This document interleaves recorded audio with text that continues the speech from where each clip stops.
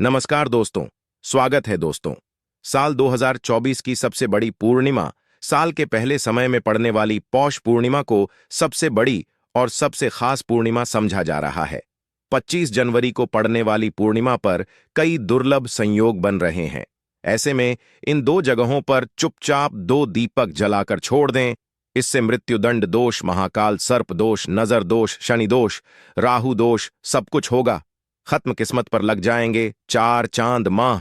लक्ष्मी दौड़ी दौड़ी चली आएंगी, कंगाल भी होंगे धनी। दोस्तों, आज हम आपको बताएंगे दीपक जलाने के कितने फायदे आपको अपने जीवन में मिलते हैं और किस तरह आपको दीपक जलाना चाहिए, कौन सी दिशा में जलाना चाहिए जिससे कि आपको बहुत ज्यादा तरक्की हासिल हो और आप अपने जीवन में सभी बाधाओं को खत्म कर सके। सबसे पहली बात तो ध्यान में रखनी चाहिए कि अपने घर के मंदिर में रोजाना ही आपको दीपक जलाना चाहिए। ऐसा नहीं होना चाहिए कि आपने दीपक ना जलाया हो, क्योंकि घर के मंदिर में रोजाना दीपक जलाना बहुत ही जरूरी होता है। इससे आपके घर से सभी नेगेटिव ऊर्जा बाहर निकलती है। यदि आप शाम के समय घर के मंदिर में दीपक नहीं जलाते हैं तो इससे आपके घर का वातावरण बहुत ज्यादा नेगेटिव तो होता ही है। आपके घर में परेशानियां बहुत ज्यादा बढ़ने लगती। घर का जो प्रमुख व्यक्ति होता है उसे बहुत ही ज्यादा मेहनत करनी पड़ती है। इसकी वजह से परेशानी और टेंशन में घर का मुखिया पड़ जाता है। दोस्तों, दीपक ध्यान और रोशनी का प्रतीक है। पूजा में दीपक का खास स्थान है। आमतौर पर विषम संख्या में दीप प्रज्वलित करने की परंपरा चली आ रही है। दरअसल दीपक जलाने का कारण यह है कि हम अज्ञान का अंधकार मिटाकर अपने जीवन में ज्ञान के प्रकाश के लिए पुरुषार्थ करें। हमारे धर्मशास्त्रों के अनुसार पूजा के समय दीपक जलाना अनिवार्य समझा गया है। आरती का घी का दीपक जलाने से घर में सुख समृद्धि है। इससे घर में लक्ष्मी का स्थायी रूप से निवास हो जाता है। इसके वैज्ञानिक कारण भी बताए गए हैं। दीपक को सकारात्मकता का प्रतीक और दरिद्रता को दूर करने वाला समझा जाता है। गाय के घी में रोगाणुओं को भगाने की क्षमता होती है। यह घी दीपक में अग्नि के संपर्क से वातावरण को पवित्र बना देता है। इससे प्रदूषण दूर होता है। दीपक जलाने से पूरे घर को फायदा मिलता है, चाहे वह मेन सम्मिलित हो या ना हो। दोस्तों, शाम का समय हिंदू धर्म में बहुत ही ज्यादा महत्वपूर्ण समझा जाता है और जो लोग शाम के समय कभी भी घी का दीपक या फिर तेल का अपने घर में नहीं जलाते हैं तो उनके घर में सदैव ही मुसीबतें बनी रहती हैं। यानी कि एक मुसीबत से निकलते हैं तो दूसरी मुसीबत में फंस जाते हैं। सदैव धन की समस्याएं, परेशानियां बढ़ती रहती हैं। उनके बच्चे भी उनके खिलाफ होने लगते हैं, कहना बिल्कुल भी नहीं मानते हैं। इसी तरह से घर का पूरा माहौल ही दुखपूर्ण होने लगता है। दोस्तों, साल 2024 की सबसे बड़ी पूर्णिमा, साल के पहले समय में पड़ने वाली पौष पूर्णिमा को सबसे बड़ी और सबसे खास पूर्णिमा समझा जा रहा है। 25 जनवरी को पड़ने वाली पूर्णिमा पर कई दुर्लभ संयोग बन रहे हैं। ऐसे में इन दो जगहों पर चुपचाप दो दीपक जलाकर छोड़ दें। इससे मृत्युदंड, पितृदोष, महाकाल सर्प दोष, नजर दोष, शनि दोष, राहु दोष सब कुछ होगा खत्म। किस्मत पर लग चार चामा। लक्ष्मी दौड़ी दौड़ी चली आएंगी, कंगाल भी होंगे धनी। दोस्तों, आज हम आपको बताएंगे दीपक जलाने के कितने फायदे आपको अपने जीवन में मिलते हैं और किस तरह आपको दीपक जलाना चाहिए, कौन सी दिशा में जलाना चाहिए जिससे कि आपको बहुत ज्यादा तरक्की हासिल हो और आप अपने जीवन में सभी बाधाओं को खत्म कर सके। सबसे पहली बात तो आपको ध्यान में रखनी चाहिए कि अपने घर के मंदिर में रोजाना ही आपको जलाना चाहिए। ऐसा नहीं होना चाहिए कि आपने दीपक ना जलाया हो, क्योंकि घर के मंदिर में रोजाना दीपक जलाना बहुत ही जरूरी होता है। इससे आपके घर से सभी नेगेटिव ऊर्जा बाहर निकलती है। यदि आप शाम के समय घर के मंदिर में दीपक नहीं जलाते हैं तो इससे आपके घर का वातावरण बहुत ज्यादा नेगेटिव तो होता ही है। आपके घर में परेशानियां बहुत ज्यादा बढ़ने लगती हैं। घर का जो प्रमुख व्यक्ति होता है उसे बहुत ही मेहनत करनी पड़ती है। इसकी वजह से परेशानी और टेंशन में घर का मुखिया पड़ जाता है। दोस्तों, दीपक ध्यान और रोशनी का प्रतीक है। पूजा में दीपक का खास स्थान है। आमतौर पर विषम संख्या में दीप प्रज्वलित करने की परंपरा चली आ रही है। दरअसल दीपक जलाने का कारण यह है कि हम अज्ञान का अंधकार मिटाकर अपने जीवन में ज्ञान के प्रकाश के लिए पुरुषार्थ करें। हमारे धर्मशास्त्रों के अनुसार पूजा के समय दीपक जलाना वार्य समझा गया है। कर घी का दीपक जलाने से घर में सुख समृद्धि है। इससे घर में लक्ष्मी का स्थायी रूप से निवास हो जाता है। इसके वैज्ञानिक कारण भी बताए गए हैं। दीपक को सकारात्मकता का प्रतीक और दरिद्रता को दूर करने वाला समझा जाता है। गाय के घी में रुगाओं को भगाने की क्षमता होती है। ये घी दीपक में अग्नि के संपर्क से वातावरण को पवित्र बना देता है। इससे प्रदूषण दूर होता है। दीपक जलाने से पूरे को फायदा मिलता है, चाहे वह पूजा में सम्मिलित हो या ना हो। दोस्तों, शाम का समय हिंदू धर्म में बहुत ही ज्यादा महत्वपूर्ण समझा जाता है, और जो लोग शाम के समय कभी भी घी का दीपक या फिर तेल का अपने घर में नहीं जलाते हैं तो उनके घर में सदैव ही मुसीबतें बनी रहती हैं। यानी कि एक मुसीबत से निकलते हैं तो दूसरी मुसीबत में फंस जाते हैं। सदैव धन की समस्याएं, परेशानियां बढ़ती रहती हैं। उनके बच्चे भी उनके खिलाफ होने लगते हैं, उनका कहना बिल्कुल भी नहीं मानते हैं। इसी तरह से घर का पूरा माहौल ही दुखपूर्ण होने लगता है। क्योंकि इन दीपकों से निकलने वाली जो ऊर्जा चलना दिया करें, तभी आप अपने जीवन में सफलता पा सकते हैं और आपकी जितनी भी मनोकामनाएं हैं वह भी पूरी होती है। अब जानते हैं दीपक जलाते समय क्या क्या सावधानियां हमें रखनी चाहिए। किंतु दोस्तों, उससे पहले आपसे रिक्वेस्ट करते हैं कि वीडियो को लाइक जरूर करिएगा, दोस्तों को शेयर कर दीजिएगा, और यदि आपने चैनल को सब्सक्राइब नहीं किया है तो चैनल को सब्सक्राइब करके बेल आइकॉन जरूर दबाइए। दोस्तों, देवी देवताओं को घी का दीपक अपने बाएं तरफ तथा तेल का दीपक दाएं हाथ की ओर लगाना चाहिए। पूजन क्रम में इस बात का खास ध्यान रखें कि पूजा के बीच में दीपक बुझना नहीं। ऐसा होने पर पूजा का पूर्ण फल हासिल नहीं हो। पता है, दीपक सदैव भगवान की प्रतिमा के ठीक सामने लगाना चाहिए।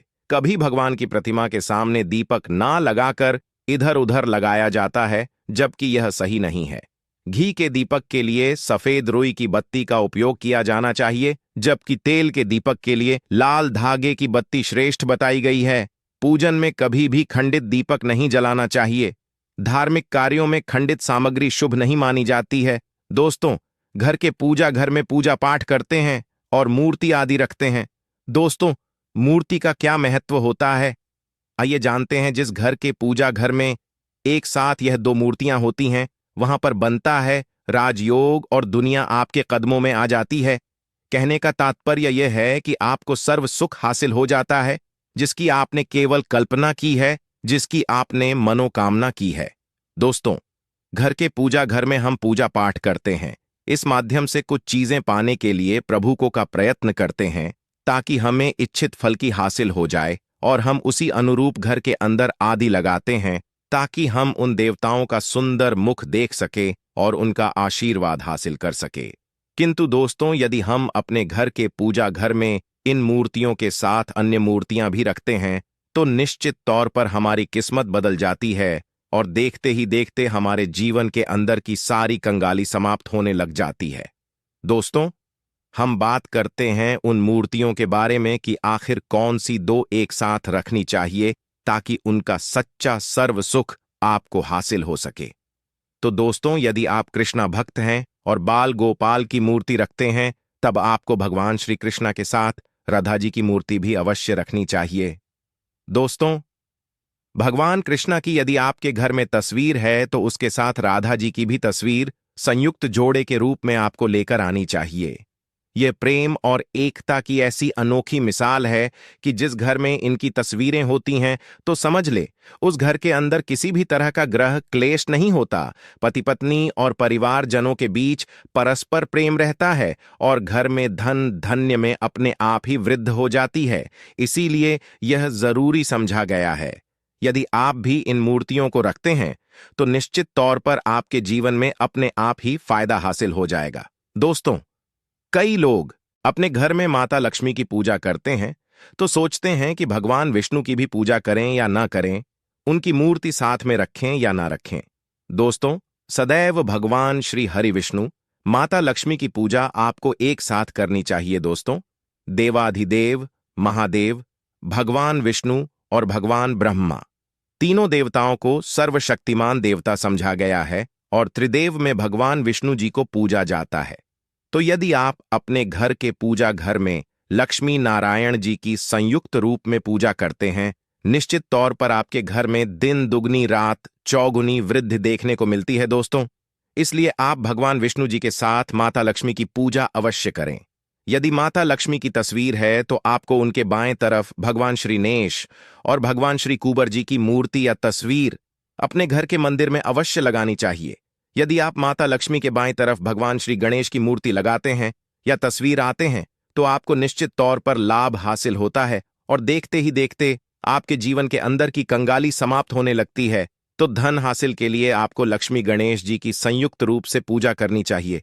समझा जाता है माता लक्ष्मी धन देती है तो श्री गणेश रिद्धि सिद्धि के दाता हैं। वे बुद्धि का विकास करते हैं, इसी वजह से उनकी पूजा बहुत जरूरी मानी गई है। दोस्तों, कई लोग पूछते हैं कि अपने घर में हनुमान जी की तस्वीर या रखे या ना रखे, उनकी पूजा करें या ना करें। तो दोस्तों, निश्चित तौर पर हनुमान जी की मूर्ति या तस्वीर अन्य देवी देवताओं के साथ घर में रख सकते हैं। इससे ना कोई दोष लगेगा, ना ही आपके ऊपर हनुमान जी क्रोधित हो जाएंगे। इसके अलावा प्रश्न उठता है कि प्रभु श्री रामा की तस्वीर घर के पूजा घर में रखते हैं तो साथ हनुमान जी की तस्वीर रखें या ना रखें। दोस्तों, भगवान श्री राम के प्रिय भक्त हनुमान जी हैं और निश्चित तौर पर दोनों की पूजा से आपको उतना ही आशीर्वाद हासिल होता है जितना कि आपको जी की मूर्ति या तस्वीर का पूजन करने से मिलता है।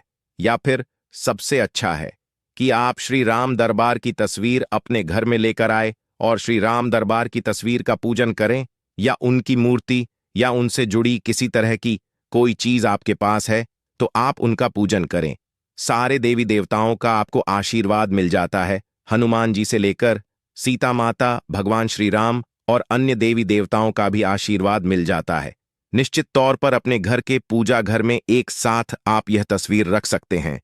इससे आपके जीवन में राजयोग की हासिल हो सकती है।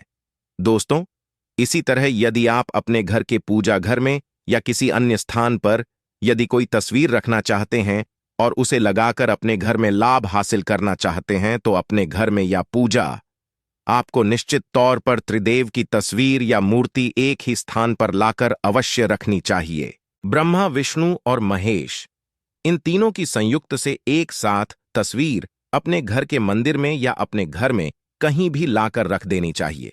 समझा जाता है कि इन तीन देवताओं के एक साथ दर्शन करने मात्र से हमारे बड़े से बड़े विघ्न और बड़े से बड़े कर्ष ऐसे ही समाप्त हो जाते हैं।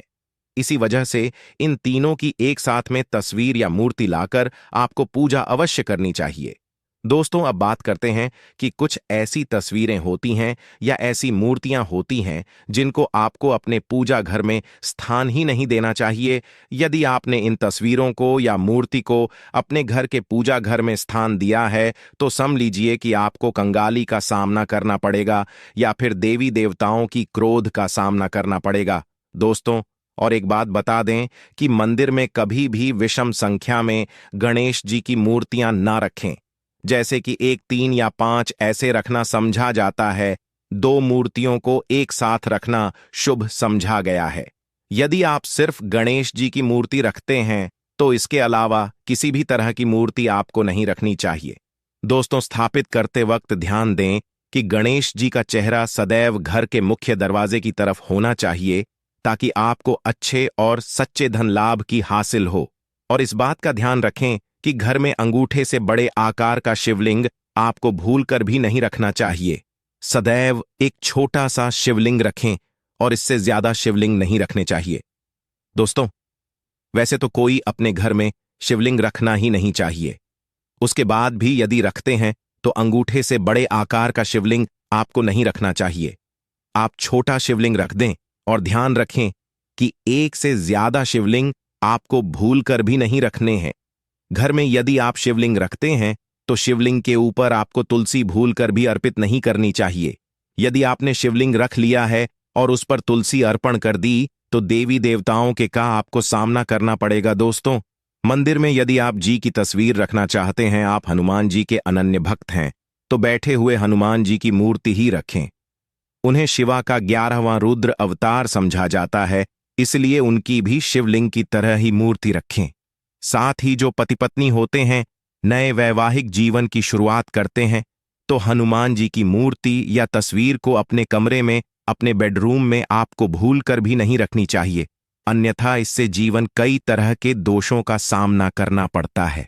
दोस्तों, हनुमान जी ब्रह्मचारी हैं, तो इस आपको अवश्य ध्यान रखना चाहिए। दोस्तों, राधा कृष्णा की मूर्तियों को यदि आप जैसे अपने क्षण कक्ष में सोते हैं और उन्हें आपके बेर के सामने की तरफ रखा है कि जैसे कि आप सुबह उठे और आपको उठते ही पहले उनके दर्शन हो जाए, तो समझ लीजिए कि आपका जीवन मालामाल होने वाला है। किसी भी तरह का कोई दोहक धन की चिंता आपके जीवन में रहेगी दोस्तों। इसी तरह यदि माता दुर्गा की तस्वीर आप अपने घर में लेकर आना चाहते हैं और चाहते हैं कि माता दुर्गा की तस्वीर के माध्यम से आप जीवन में समृद्धि देखें, तो दोस्तों भूलकर भी आपको माता दुर्गा की क्रोधित अवस्था की तस्वीर, जैसे कि महाकाली की तस्वीर या फिर महिषासुर का वध करते हुए या क्रोधित अवस्था में माता लक्ष्मी की, माता दुर्गा की तस्वीर लाकर आपको उनकी पूजा नहीं करनी चाहिए दोस्तों। सदैव और सुंदर मुख वाली तस्वीर ही अपने घर के अंदर लाकर पूजा करनी चाहिए। इसे बहुत ही शुभ और मंगलकारी समझा जाता है।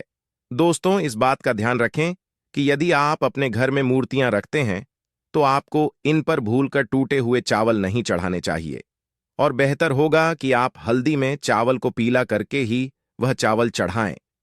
किंतु टूटे हुए चावल आपको भूलकर भी माता लक्ष्मी को या अपने घर में देवी देवता नहीं चढ़ाने चाहिए दोस्तों। इसी तरह इस बात का भी ध्यान रखें कि अपने घर के मृत परिजनों की या पूर्वजों की तस्वीर मंदिर में स्थापित न करें। ऐसा करना अशुभ समझा जाता है, और यदि आप ऐसा लगातार कर रहे हैं तो निश्चित तौर पर आपके परिवार के ऊपर दोष लग सकता है। पितरों का भी दोष सकता है। पितरों की पूजा एक अलग स्थान पर की जाती है, घर के मंदिर में उनको स्थापित नहीं किया जाता है दोस्तों। इसी तरह भगवान भैरव की तस्वीर या भगवान शनिदेव की, राहु केतु की इस तरह की तस्वीरें अपने घर में नहीं लेनी चाहिए। प्रतीकात्मक रूप से आप घर के पानी रखने के स्थान पर उनकी पूजा कर सकते हैं, क्योंकि इनकी साधना तंत्र मंत्र और खास पद्धति से की जाती है। घर के अंदर आप ऐसे ही इनका पूजा पाठ नहीं कर सकते। इनकी पूजा पाठ में यदि किसी तरह की कमी रह जाती है तो उनको बहुत ही ज्यादा क्रोध आ जाता है। उनके क्रोध आपको सामना करना पड़ता है। वह जगह से आपको इस तरह की तस्वीरें या मूर्तियां अपने घर के अंदर नहीं रखनी चाहिए। और जो हमने पहले आपको बता दी उस तरह की तस्वीरें तो निश्चित तौर पर आप रखकर अपने जीवन में फायदा हासिल कर सकते हैं। दोस्तों यदि आप भगवान शिवा से प्यार करते हैं तो कमेंट बॉक्स में लिखें हर हर महादेव, ओम नमः शिवाय, जय शिव शंकर। एक लाइक तो बनता है। आशा है कि आज की इस प्रस्तुति में बताई गई जानकारी आपको से समझ आ गई होगी। वीडियो अच्छा लगा हो तो एक लाइक करके चैनल को सब्सक्राइब अवश्य कर दें। धन्यवाद।